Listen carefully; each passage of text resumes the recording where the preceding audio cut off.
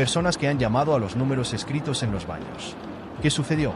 Alguien contestó el teléfono y después de decir hola, le expliqué que su número estaba escrito en el baño de hombres del bar donde yo estaba. Inmediatamente empezó a gritar sobre su ex.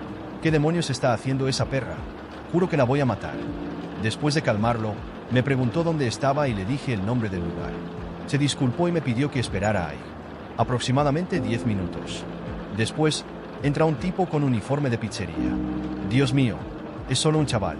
Nos pusimos a hablar y me contó sobre su loca exnovia, a quien encontró en la cama con su compañero de cuarto. Después de que la atrapó, parece que se volvió loca. Rompió su examen final de microbiología y lanzó a su hámster contra la pared. El hámster no sobrevivió. Siguió hablando unos minutos y yo incluso empecé a sentir un poco de rabia por lo malvada que puede ser una persona. Le pregunté si podía invitarle una bebida porque, caray, parecía que la necesitaba. Claro, respondió. Llamó a su jefe y le dijo que se iba a tomar un descanso para cenar. Este chaval, Esteve, me contó cómo podría vengarse de ella. Se me ocurrió un plan. Le pregunté a Esteve dónde vivía su ex. Llamé a la pizzería donde trabajaba y pedí la especial de la casa sin champiñones porque odio los champiñones.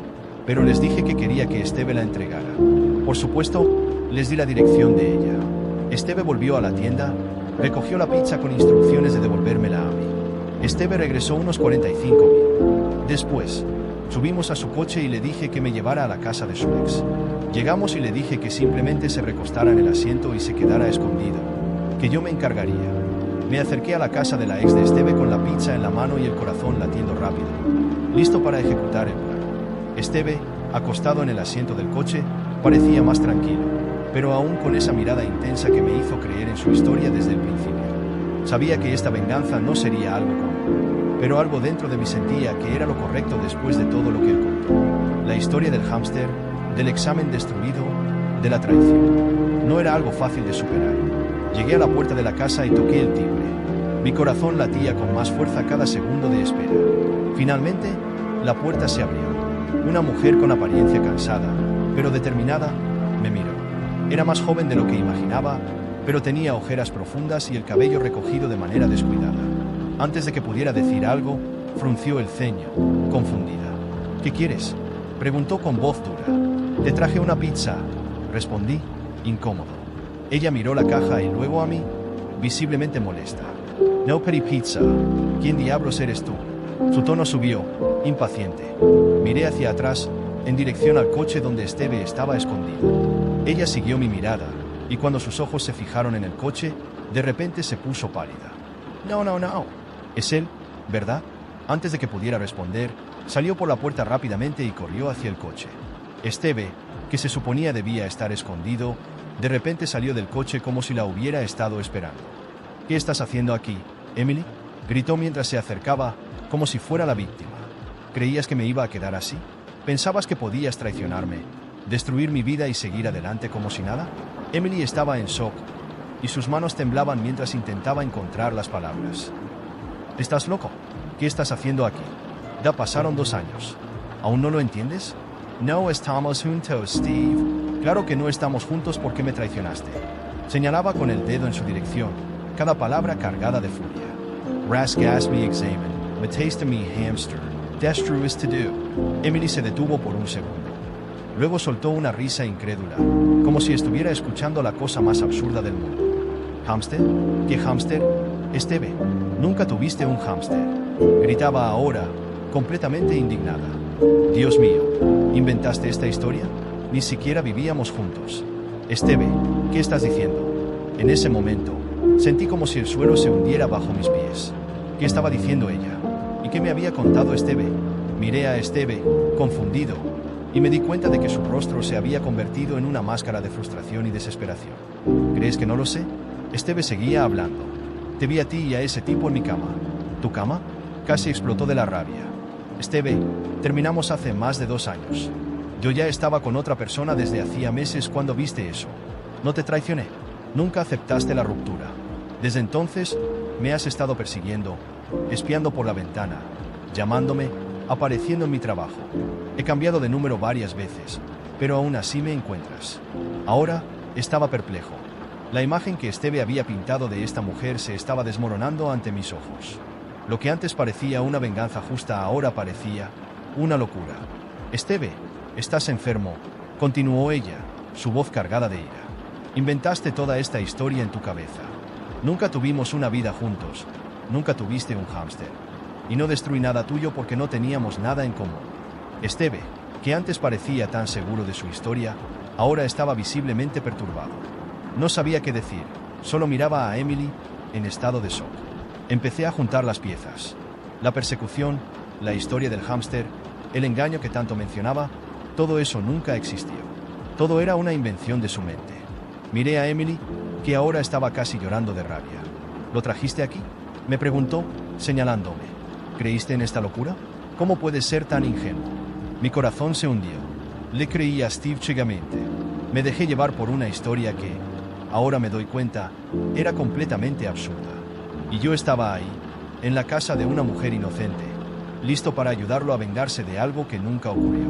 De repente, Esteve comenzó a reír. Una risa amarga, casi desesperada. ¿Crees que soy el loco aquí?, dijo con la voz temblorosa. Sé lo que vi. No soy yo quien necesita ayuda. Pero mientras hablaba, algo en los ojos de Esteve me perturbaba profundamente. Era como si su mundo estuviera desmoronándose, y ya no supiera distinguir lo real de lo imaginado. Emily dio un paso atrás, visiblemente asustada. Sacó su celular y, con voz firme, dijo: voy a llamar a la policía, Esteve. Necesitas ayuda. Ya no puedo ignorarlo más. Sabía que había cometido un terrible error. Esteve no era la víctima. Él era el acosador. Todo lo que había escuchado hasta ahora no era más que una fantasía enfermiza de un hombre incapaz de lidiar con el fin de una relación. Mientras ella marcaba el número, Esteve me miró con una expresión de súplica. ¿Vas a creerle a ella? ¿Me vas a dejar aquí? Pero no respondí. Ya sabía la respuesta. El Esteve que conocí en el bar, el chico con el uniforme de la pizzería, era muy diferente del Esteve que veía ahora. Este Esteve estaba atrapado en una espiral de obsesión. Y yo ya no podía seguir apoyando eso. Lo siento, Esteve, murmuré antes de darme la vuelta y empezar a caminar. Mientras me alejaba, escuché las sirenas de la policía acercándose. Por más que quisiera ayudar a ese chico que conocí, sabía que lo mejor que podía hacer era dejarlo enfrentar la realidad solo. La venganza que tanto deseaba nunca fue contra Emily, fue contra él mismo. Los días que siguieron a ese enfrentamiento en la casa de Emily fueron un borrón de ansiedad y arrepentimiento. No pasó mucho tiempo hasta que la policía apareció en mi puerta. Al principio, pensé que solo querían una declaración, una formalidad para cerrar el caso. Después de todo, yo no había hecho nada más que seguir el plan de Esteve.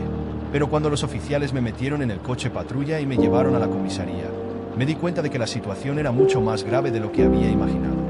Una vez allí, me sentaron durante horas, esperando a ser interrogado. Mi mente iba a 1000 por hora, repitiendo el momento en que decidí creer ciegamente en la historia de Esteve. ¿Cómo había sido tan estúpido? Un completo extraño me contó una historia absurda. Y yo, sin pensarlo 2 veces, decidí actuar como cómplice. Ahora estaba allí, en una comisaría, y lo peor, me estaban acusando de estar involucrado en acoso y persecución. Cuando finalmente me llamaron para el interrogatorio, intenté explicar mi versión. Conté la historia tal como había sucedido. Que Esteve me había engañado, que no sabía nada y que solo estaba ayudando a un amigo. Pero las cosas no eran tan simples.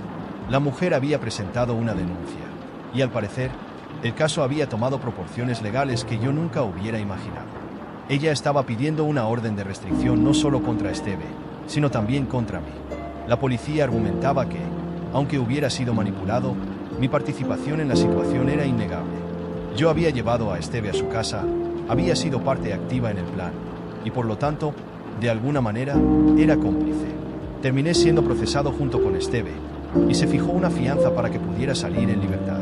Tuve que pagar una suma absurda para salir de la cárcel, y el peso de la deuda cayó sobre mis hombros como una losa.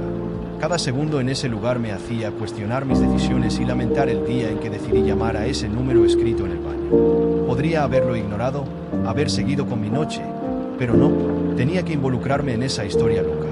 El peor día de todos fue cuando finalmente llegó la fecha del juicio. Mi vergüenza no podía ser mayor al tener que entrar en esa sala del tribunal, donde Emily estaba sentada con sus abogados, mirándome con desprecio. Sabía que me veía de la misma forma que veía a Esteve, como alguien peligroso, un cómplice de todo lo que había ocurrido. Cuando el juez entró, todos guardamos silencio. La defensa de Emily fue directa e implacable. No había interés en discutir mi papel o mis intenciones. Para ellos, yo era solo otro problema que necesitaba ser resuelto. Exigieron una orden de restricción contra mí, para garantizar que nunca me acercara a Emily de nuevo, tal como ya habían hecho con Esteve. Para ser honesto, no podía culparlos. Si yo estuviera en su lugar, tampoco confiaría en alguien que se involucrara con un acosador, aunque fuera de manera indirecta. Esteve, por su parte, estaba claramente en más problemas que yo. Fue condenado a una pena de prisión por violar repetidamente la privacidad de Emily, además de acosarla y poner en peligro su seguridad. Cuando se leyó la sentencia, permaneció inmóvil, como si aún no comprendiera la gravedad de lo que había hecho. Para él, Emily seguía siendo la villana.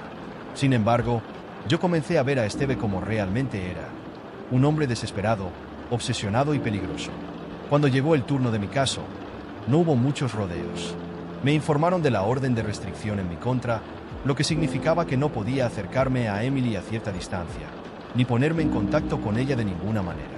Mi participación en el caso se consideró una infracción menor, por lo que me libré de una sentencia más severa. No obstante, tuve que pagar una multa considerable, y la humillación de haberme involucrado en esto fue castigo suficiente. Al salir del tribunal, sentí alivio, pero también una profunda vergüenza. Todo esto fue consecuencia de mi propia estupidez. Me metí en una situación peligrosa por no cuestionar las cosas, por ser ingenuo, y ahora estaba pagando el precio. La vida siguió, pero la marca de ese evento quedó conmigo. La deuda que tuve que pagar para salir de la cárcel me atormentaba a diario, y los recuerdos de aquel día en el bar, cuando Esteve apareció, me hacían sentir como un idiota. A partir de ese momento, me prometí a mí mismo no volver a involucrarme en situaciones que no me incumbieran. El número en el baño, la llamada, la pizza, todo eso ahora me parecía surrealista. Parecía una lección cruel que tendría que llevar conmigo por el resto de mi vida. Nunca más volví a saber de Esteve. Por lo que sé, estuvo en la cárcel un tiempo, cumpliendo su condena, y luego desapareció de mi vida tan rápido como había entrado. En cuanto a Emily, respeté la orden de restricción con fervor. Nunca volví a acercarme a ella, y cada vez que su nombre o su imagen venían a mi mente, rápidamente apartaba el pensamiento. Hoy, cada vez que entro en un bar y veo un número de teléfono garabateado en un baño, simplemente suelto una risa amarga y sigo mi camino. Esa experiencia fue suficiente para enseñarme que algunas llamadas nunca deben ser contestadas.